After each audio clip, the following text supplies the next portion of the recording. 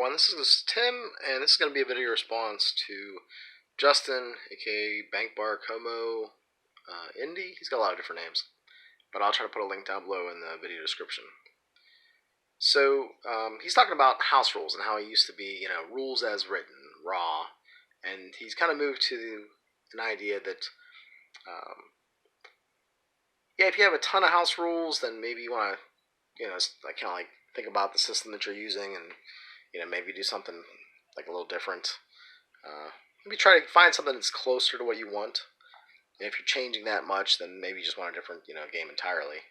I don't know about that.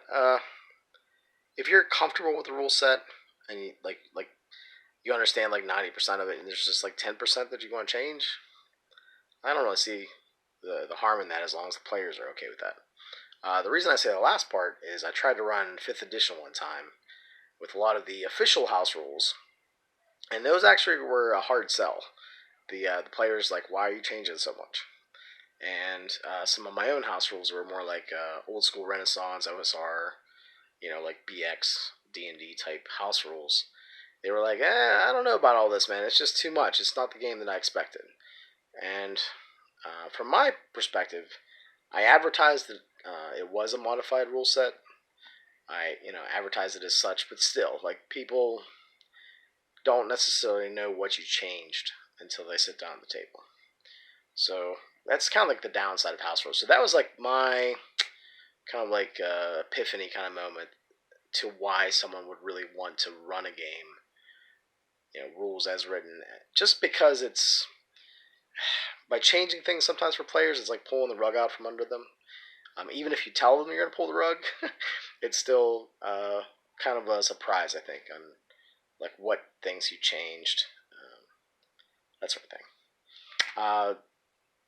Justin was talking a lot about basically customizing a rule set to fit a setting, and that I think is a lot of my house rules, but not all of them. I also have a category where I'm trying to either simplify a rule set or I'm cutting a subsystem out of a game and basically pasting in another one. Like for an example, like initiative, I've cut out that system from, let me think here, like White Wolf games, and I've used Savage Worlds card initiative system just because I just really loved it at the time. I still do. And I did that for Firefly, which seemed to really fit because of that whole like Western, poker kind of thing. It just seemed to fit pretty well. But I've also used it in like fantasy games, which I guess didn't fit as well. So yeah, that's just an example of how I would take out like a complex initiative system and swap in Savage Worlds, which is pretty simple.